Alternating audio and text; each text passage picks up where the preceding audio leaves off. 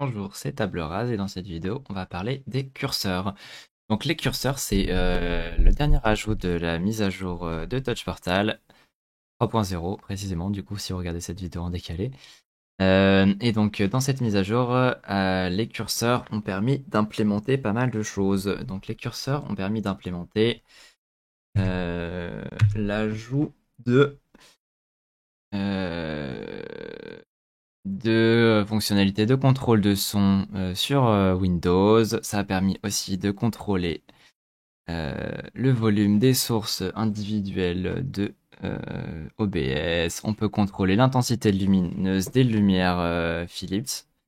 Et on peut aussi faire de la productivité avec le contrôle de la taille des pinceaux, de la dureté des pinceaux, l'opacité de différents outils sur Photoshop. Donc c'est vraiment très pratique. Ceux qui connaissent Touch Portal, bah forcément, je pense que vous êtes ravis de cet ajout. Et donc, sans plus attendre, nous, on va créer un petit bouton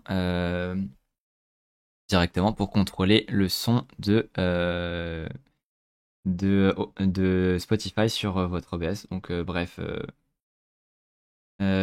on clique sur n'importe quelle zone, comme quand on crée un bouton de base. Ce qu'on va faire, du coup, c'est qu'en haut à gauche, il y a Touch Button, ça c'est le menu standard où il y a tous les boutons classiques. Et ce qui a été rajouté, c'est le petit encart slider. Vous cliquez dessus et il y a toutes les fonctionnalités d'implémenter lorsque vous utiliserez ça, qui s'afficheront sur la gauche. Et donc à l'heure actuelle, c'est les fonctionnalités dont je vous ai décrit. Mais il y en aura d'autres d'implémenter au fur et à mesure des mises à jour des plugins par les devs. Je pense que clairement, ça sera utilisé dans pas mal de plugins cette fonction. Donc, ce qu'il va vous falloir pour ça, c'est. Bon, vous après, ça dépend ce que vous utilisez pour contrôler vos sources audio, mais nous, pour l'exemple-ci, on va avoir juste besoin du plugin Wind Audio Capture que j'ai déjà décrit dans une de mes vidéos. Vous créez une source audio Spotify, vous la liez à votre lecteur Spotify. Ensuite, on retourne sur Touch Portal. On insère du coup la source audio Spotify dans le contrôleur du slider et après on est bon, on a juste à s'atteler à la personnalisation.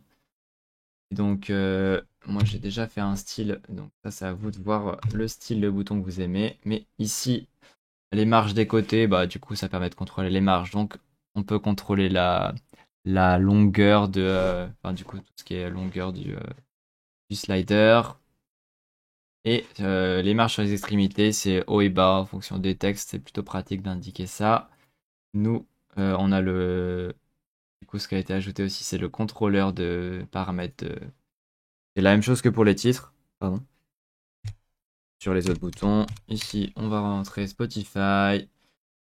C'est exactement la même chose qu'avant. Sauf que du coup, ce qui a été ajouté aussi, c'est on peut maintenant modifier le placement du texte. Et ça, c'est plutôt pratique.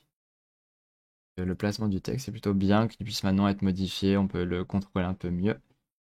Et comme classique, on peut choisir de mettre un fond derrière notre curseur. Et ici, vous pouvez choisir la taille de votre curseur. Et nous, ce qu'on va faire aussi, ici, on a le fond du curseur. On va laisser la couleur par défaut, c'est très bien, c'est un noir un peu. Et nous, pour Spotify, on va mettre un petit vert. Hop, voilà, on utilise ça. Donc ça, c'est la valeur active de votre curseur. En dessous, on peut le rendre arrondi. On peut désactiver l'intérieur du curseur. Donc en gros, là, on le rend de la même taille que le curseur. Et là, le curseur, il est à l'intérieur. Si vous voulez garder le fond du curseur visible. Ça dépend de vos préférences de customisation. Et en dessous, on peut afficher un contrôleur. Donc pour l'instant, on a cercle, image et rectangle. Je dirais que celle qui fonctionne le mieux actuellement, c'est le rectangle. Il est mieux paramétré par rapport aux autres contrôleurs. Il restera souvent toujours au niveau du haut du curseur. Pour l'instant, c'est celui qui fonctionne le mieux. Après, dans les futures mises à jour, je pense qu'ils fonctionneront tous très bien, mais c'est juste qu'actuellement, Celui que je peux vous conseiller, c'est le rectangle. Dans les implémentations actuelles, c'est celui qui marche le mieux. Et donc là, on a fini notre bouton. Vous allez voir, ça bug un peu visuellement, c'est juste le temps qu'ils mettent à jour leur graphisme. On va changer de page, on va mettre du coup juste la tablette, juste pour que je puisse vous montrer actuellement ce que ça donne. Donc actuellement, en gros, là vous pouvez voir, il y a le bouton Spotify que j'ai implémenté. Celui du milieu, c'est juste que j'ai oublié de le supprimer, c'était un bouton test. Je vais vous l'enlever comme ça, pas de chichi. Voilà, hop. Et donc on va aller sur l'écran avec l'écran du PC. Je vais vous mettre mon OBS et je vais vous mettre une source audio. Comme ça, vous allez pouvoir voir directement l'implémentation de tout ça dans Spotify. Donc là, en fait, vous pouvez voir, là je modifie sur ma tablette le curseur et on a en direct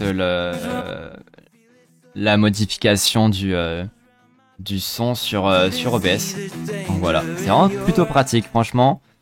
Très très bel ajout fait par Touch Portal. Et du coup, ça simplifie énormément la vie, surtout je pense des gens qui streament, mais aussi si vous faites du record, je pense que ça peut être pas mal pour vous. Donc ouais, c'est vraiment plutôt bien comme implémentation. Et du coup, j'ai mis à jour la page que j'avais fait sur Win Audio Capture. Donc pour ceux qui avaient déjà vu le plugin, enfin ceux qui avaient déjà vu la vidéo, vous pouvez aller sur mon Discord récupérer la page, elle est mise à jour avec les curseurs. Et donc merci à vous si vous en êtes encore ici dans la vidéo. Et pour me remercier, n'hésitez pas à liker, commenter, vous abonner et aller voir les autres vidéos sur la chaîne. Allez, à la prochaine!